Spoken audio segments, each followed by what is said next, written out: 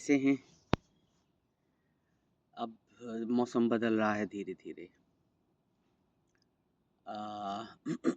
हम सभी लोग अपने जीवन में अपने लक्ष्य को पाना चाहते हैं। ये अलग बात है, कोई अपने लक्ष्य दूरगामी बनाता है, भविष्य को देख के बनाता है और कोई अपने लक्ष्य आज को देख के बनाता है। जो व्यक्ति अपने लक्ष्य आज को देख के बनाता है, ये एक सोचने वाली बात है कि उसे कितना पता रहता होगा कि उसने अपना जो लक्ष्य बनाया है, लक्ष्य मतलब हुआ कुछ भी जिसे वो पाना चाहता है, वो आज से जुड़ा हुआ है या उसके कल से जुड़ा हुआ है। और अगर उसका लक्ष्य आज से जुड़ा हुआ है तो ये इतना महत्वपूर्ण था? क्या ये इतना ज़रूरी था? ये एक सोचने वाली बात है। हमारे जीवन में अक्सर हमें समझौते करने पड़ते हैं। समझौते करना समझदारी की निशानी मानी जाती है। लेकिन ये मतलब नहीं होता कि जो आपने समझौता किया, वो वास्तव में आप करना चाहते थे। कई बार परिस्थितियों की वजह से और बहुत सारे socio political, cultural, financial issues की वजह से आपको कॉम्प्रोमाइज़ेज़ करने पड़ते हैं।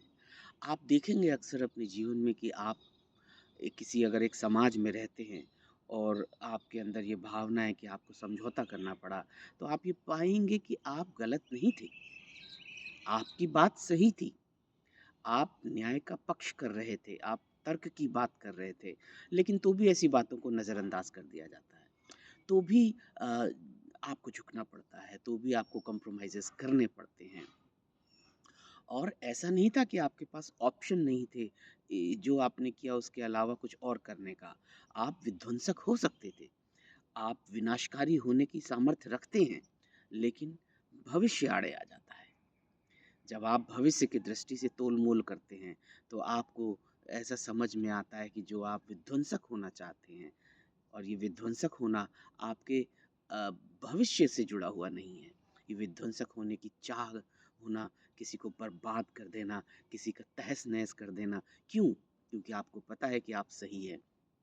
लेकिन ये विध्वंसक होना आपके वर्तमान से जुड़ा हुआ हो सकता है, अभी के से जुड़ा हुआ हो सकता है, आज से जुड़ा हुआ हो सकता है, लेकिन भविष्य में आपका विध्वंसक होना तर्कशील होगा, अर्थपूर्ण होगा, न्यायपूर्ण होगा, ऐसा ज़रूरी नहीं हो सकता है।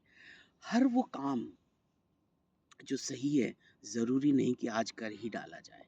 क्योंकि अगर आज आप एक काम कर लेते हैं जो आपको लग सकता है कि सही है, लेकिन आगे चल के आप देखेंगे, भविष्य की तरफ जब आप देखेंगे, तो आपको समझ में आएगा कि जो आपने आज काम किया, जो आप करना चाहते थे और ऐसा लग भी सकता है कि न्याय की दृष्टि से वो सही था, आपको उसकी बहुत बड़ी कीमत चुकानी पड़ेगी। ये बहुत बड़ी कीमत किसी भी तरीके से हो सकती है। रिश्तों को लिए भी हो सकती है, सामाजिक आर्थिक दृष्टि से भी हो सकती है और आपके जीवन में आप जो बाकी चीज़ें करना चाहते थे उनसे जुड़ी हुई भी हो सकती है, आप वो नहीं कर सकते हैं।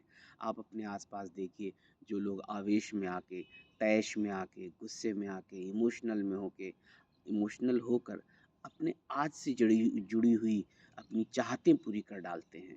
किसी को नुकसान पहुंचाना हो, अपने को नुकसान पहुंचाना हो, कोई ज़िद पूरी करनी हो, उसके परिणाम बहुत ज़्यादा दूरगामी नहीं होते हैं। उसके परिणाम आगे चल के दुःख देते हैं। और आप जब कहीं शांत होते हो, जब आप कभी थोड़ा-सा संवेदनशील नहीं होके तर्कपूर्ण दृष्टि से सोचते हैं, तो आपको समझ में आता है, हाँ, जो मैंने किया शायद उतना बेहतर नहीं था। मेरे पास उसके अलावा कुछ और करने के भी ऑप्शन थे, लेकिन जाने क्या मुझे हो गया था, मेरा मन हुआ कि नहीं, मैं तो सही हूँ और मुझे कोई क्यों दबाएगा, मुझे कोई क्यों झुकाएगा, झुकना तो मुझे अच्छा नहीं लगता और आपने वो कर डाला। हम सबके जीवन में इस तरह की बातें होती हैं। हम सबके जीवन में कभी न कभी इस तरह के मोड़ आते हैं जहाँ पर हमें वो करने का मन होता है जो हम करना चाहते हैं और वो आंशिक तौर पे हमको सही भी लगता है। लेकिन हमेशा याद रखिएगा, जो आज सही लग रहा है उससे बेहतर और भी कुछ सही हो सकता है। हम वो सही भविष्य को ध्यान में रखकर देख पा रहे हैं कि नहीं देख पा रहे हैं।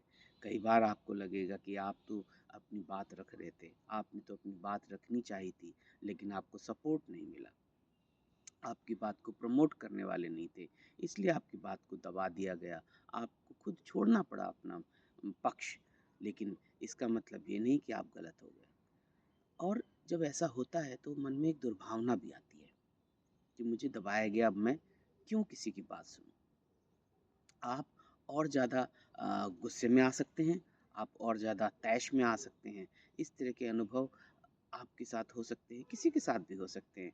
लेकिन हमेशा हमें ये याद रखना चाहिए कि अगर हम भविष्य की तरफ जाना चाहते हैं, अगर हम भविष्य से जुड़े हुए विचार अपने मन में रखते हैं, अगर हम भविष्य में बहुत कुछ अ, करना चाहते हैं, हमारे सपने अगर भविष्य से जुड़े हुए हैं, तो अपने आज को आपको कुर्बान करना पड़ सकता है।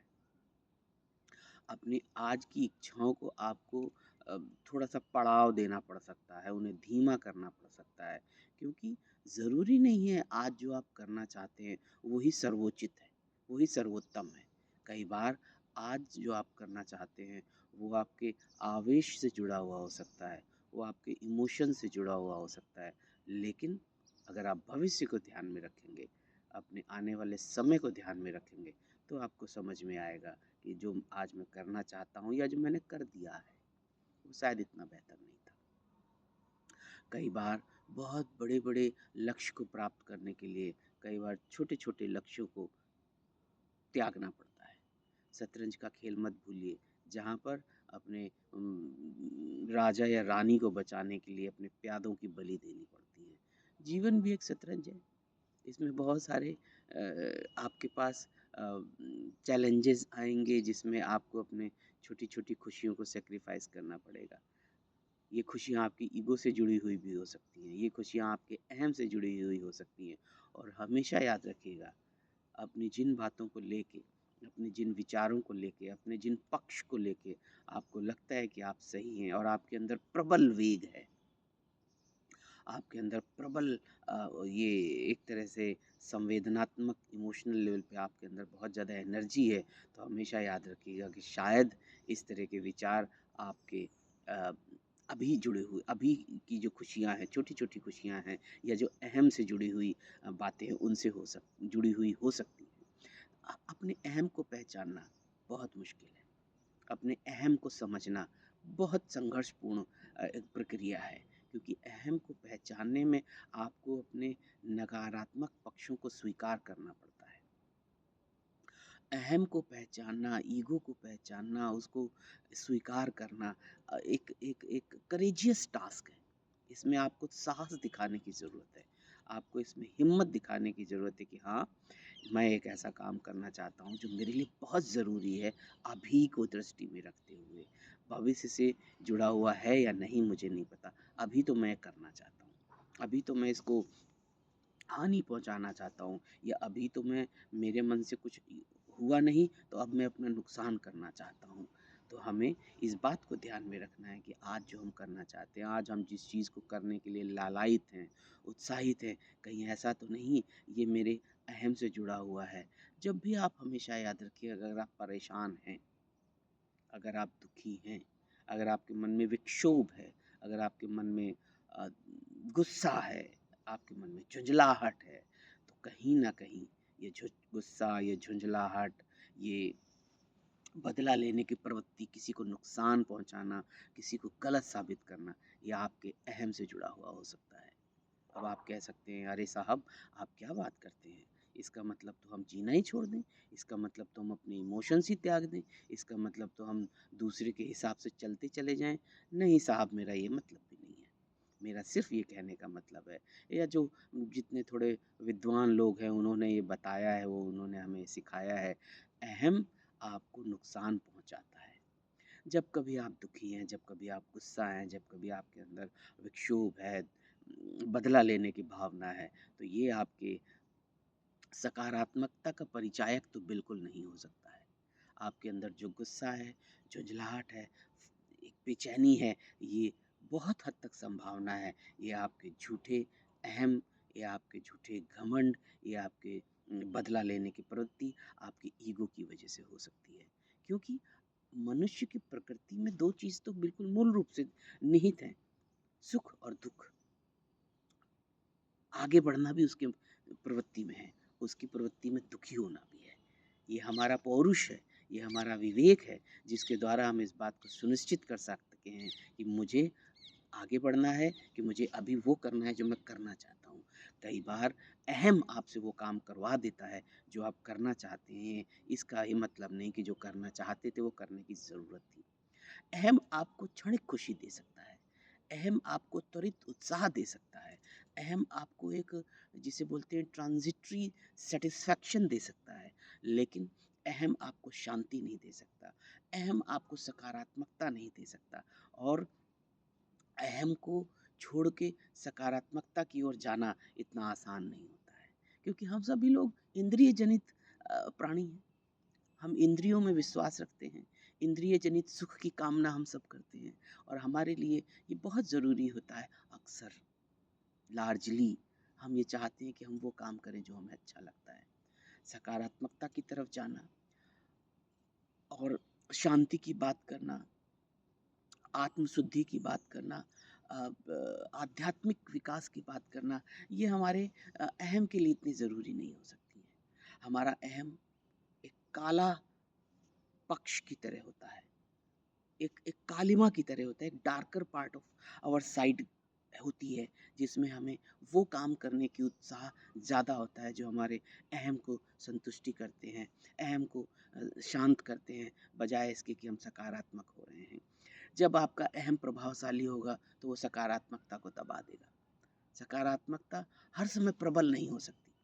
सकारात्मकता को कई बार थोड़ा-सा सहारा भी देना पड़ता है, लेकिन अहम इतना शक्तिशाली स्वयं में होता है कि उसको बहुत ज़्यादा सहारे की ज़रूरत नहीं है। बस एक बार आप ज़रा-सा फिसले और ये आपको बहा के ले जाएगा।